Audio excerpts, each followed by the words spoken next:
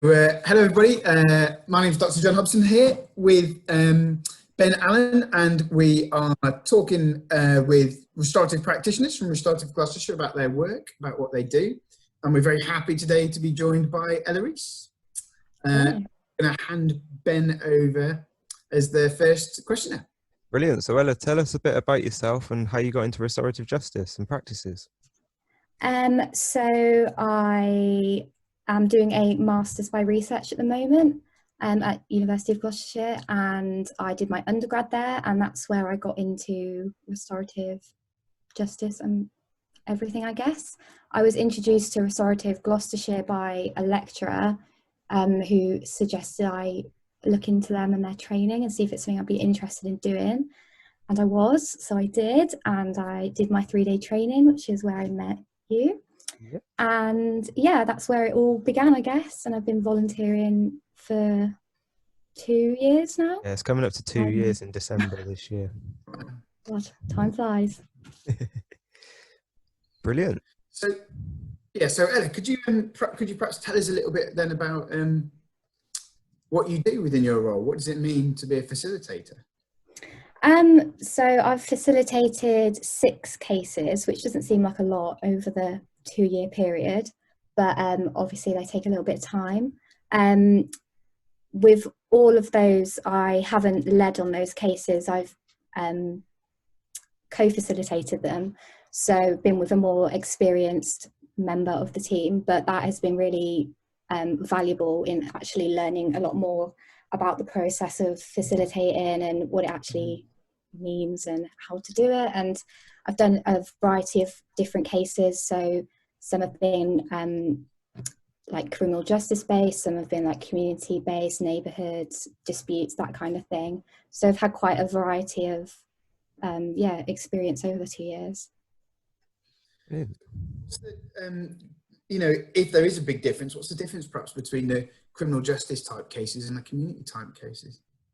So I'd say the criminal justice cases, it's quite often not quite often, I shouldn't say that, but there's a harmed and a harmer usually. Yeah. And obviously the harm has occurred through criminal justice type thing. So it's often in a way a bit clearer as to how to facilitate restoring that harm and bring those people together. Whereas community-based ones can sometimes be a little bit more tricky, I think, because there's not necessarily always a clear harmed person and harming. And it's often, a bit more intertwined in community, I think. So it's a bit more restorative practice based rather than, restoring harm caused through, a crime. Yeah, thank you very much. I'll pass you back to Ben. Brilliant. So what does restorative justice mean to you, Ella?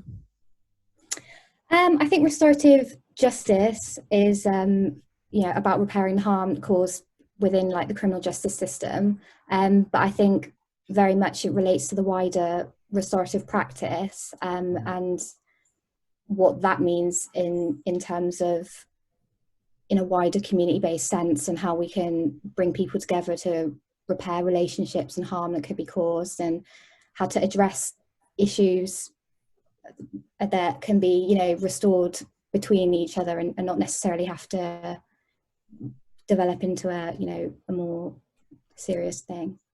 Yeah, because it's a lot about reparative work and, actually trying to work with people, even though it's in a voluntary capacity and they don't actually have to participate.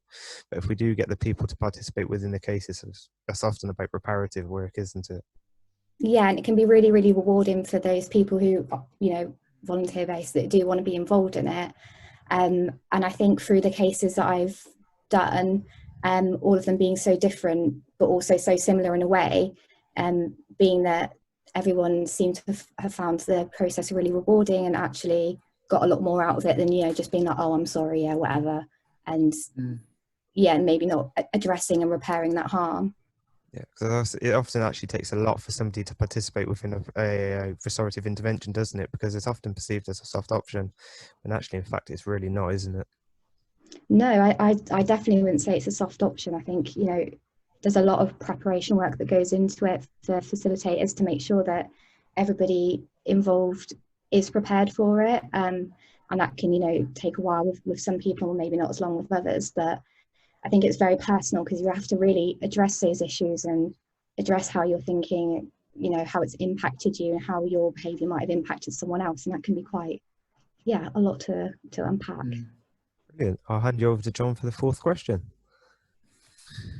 So one thing that a lot of people have spoken a bit to us about is the, you know, the impact of restorative work during COVID. I mean, you know, have you seen many changes to practice? Or, you know, what's the impact of COVID been, you know, on restorative practice for you?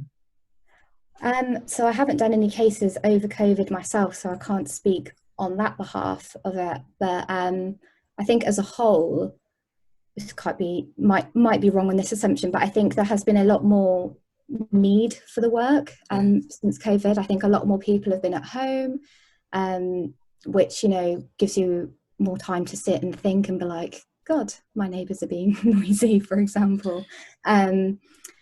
So I think, there's definitely a need there since COVID, and I think it's given that a lot more time for people to have time to think about that and be like, think of it as an option.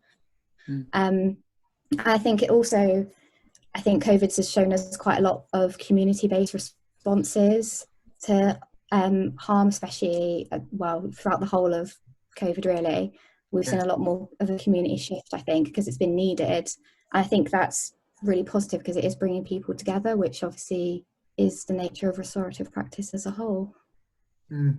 Yeah, thank you very much. You know, it's a really interesting reflection that I think, you know, in one of the impacts of COVID has been to, you know, pull relationships apart in some way, separate us. But then also, you know, we've seen some fantastic work where communities are coming together and we're finding those strengths with each other and, you know, finding ways to sort of, you know, get through the difficult times. And, you know, and that is, as you say, one of the key things I think that restorative practice certainly focuses on, is that the strengthening of community to help overcome harm, isn't it? Yeah. Brilliant. So I will pass you back to Ben for the final question. So the final question for today, Ella, is what do you see as the future of restorative justice and practices? I find this question really hard, but I would like to think that restorative justice will just continue to grow and grow. I think, you know, it seems like quite a new thing, or it can do, but, you know, it's been around for years, but it's growing in popularity, and you can see, you know, everywhere it can be used in, you know, families, workplaces, schools, you know, within the criminal justice system. It's so varied in all the places it can help.